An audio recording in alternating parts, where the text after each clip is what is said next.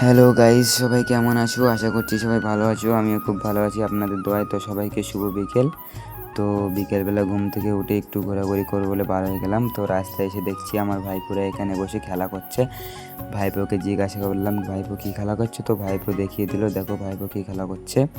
তো তারপরে চলে এলাম আমার বন্ধুর কাছে। বন্ধুর কাছে এসে বললাম, চল বন্ধু মৌখালি থেকে ঘুরে আসি। তো বন্ধু বললো, দাঁড়াও একটু পরে যাব। বন্ধু এবং বন্ধুর বাবা মিলে মাছ ধরছিল, তাই জন্য বললো একটু দাঁড়াও। তো আমিও দাঁড়িয়ে একটু মাছ ধরা দেখছিলাম আর ভিডিও করছিলাম। তারপরে 3 বন্ধু মিলে বার হয়ে গেলাম মৌখালি যাওয়ার উদ্দেশ্যে।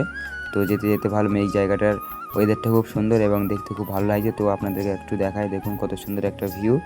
তো তারপরে কথা বলতে বলতে চলে এলাম মৌখালি ব্রিজে। মৌখালি ব্রিজে এসে দেখছি ভালোই ভিড় আছে, আজকে সানডে তাই জন্য খুবই ভিড়।